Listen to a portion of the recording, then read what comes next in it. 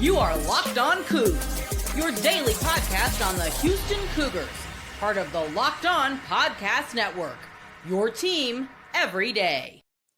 Park Rangers Locked On Coogs here. And Tyler, I say this lovingly.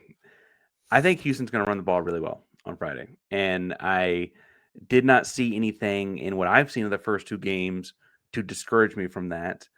Is there anything you can tell me about the defense at Colorado that should discourage me from thinking that? No, not through 2 weeks from what I've seen from this Colorado defense. They gave up over 300 yards to admittedly a very good rushing attack in Georgia Tech with Haynes King and Jamal Haynes. That's one of the better quarterback running back duos in the country, frankly. But those guys ran all over the Buffs.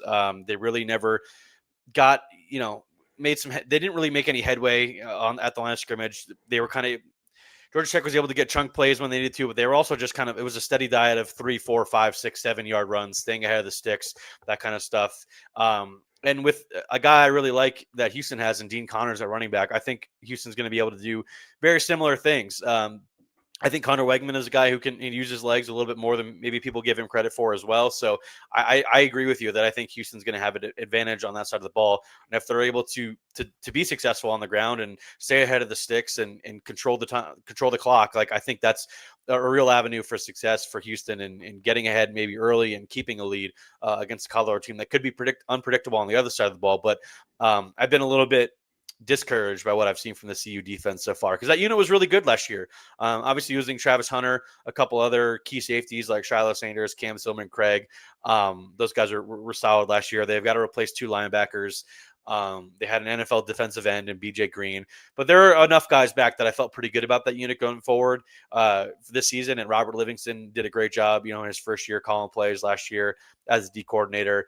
And I just haven't really liked what I've seen so far.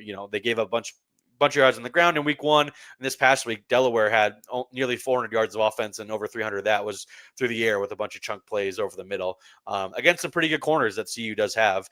Maybe that was just a bad week, but I think, Houston's going to be able to pick how they want to attack the Buffs. And I think they're going to want to do that on the ground. And I feel pretty confident they're going to be able to have success there.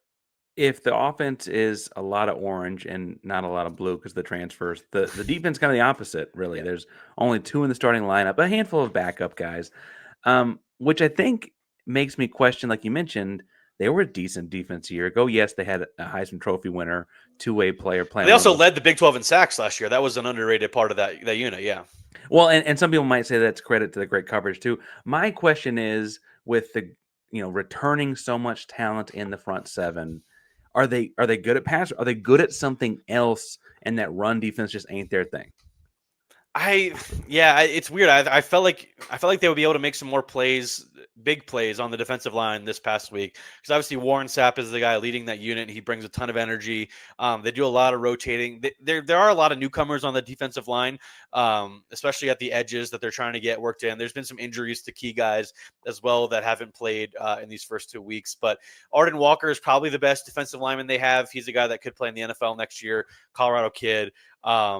But other than that, nobody else has really stuck out to me. They're playing a young guy at D tackle and Brandon Davis Swain a lot. They've got some other transfers. Jaheim Otis is a Alabama transfer that everyone was excited about, hasn't flashed really yet.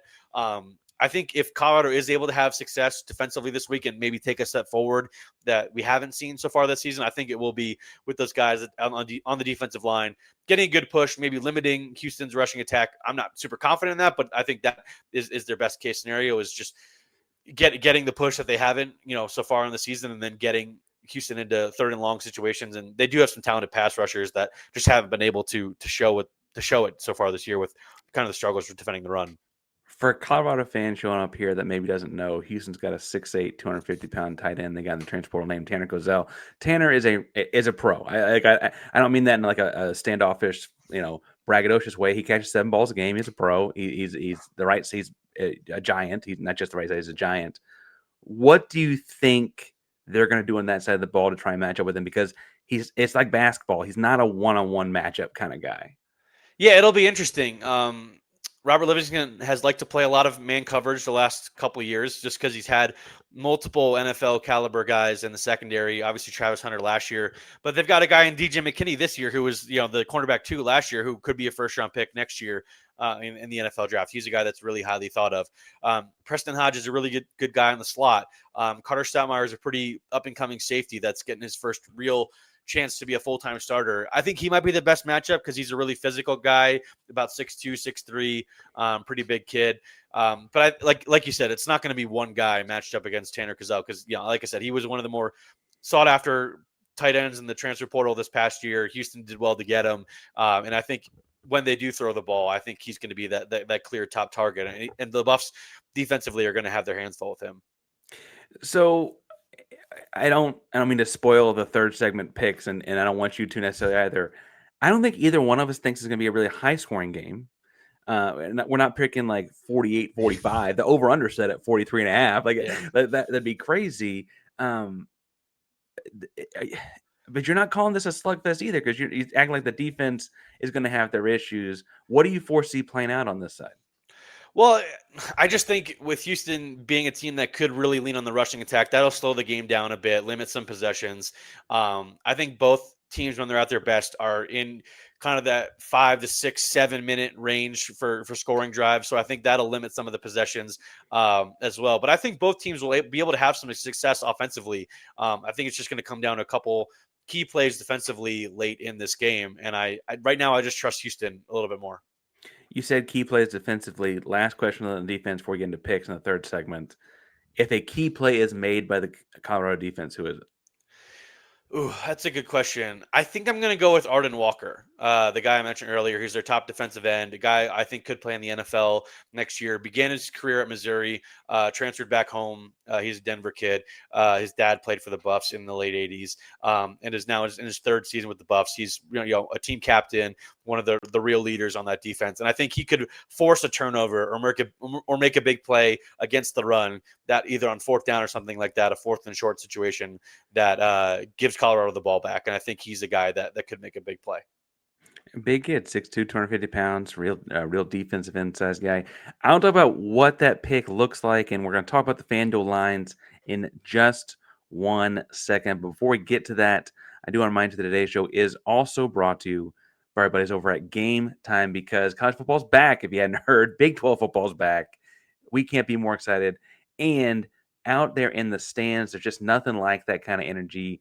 But if we're being real, getting tickets can feel more like a battle than the game itself. Sometimes endless queues, hidden fees, prices jumping right at checkout. That's why I use Game Time. That's why Locked On uses Game Time. The app that gives the best advantage back to the fans is the easy way to score last-minute tickets at the best prices with no surprise fees. What you see is what you pay. Just toggle it over. You see exactly what you're going to pay at checkout. You can do zone deals. You pick a section, let them pick the ticket in that section. It's cheaper for you.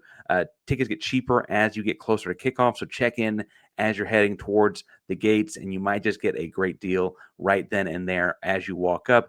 Take the guesswork out of buying tickets with Game Time. Download the Game Time app, create an account, and use code LOCKEDONCollege for $20 off your first purchase. Terms apply. Again, that's promo code LOCKEDONCollege, LOCKEDONCOLLEGE for $20 off. So swipe, tap, ticket, go. Download Game Time today.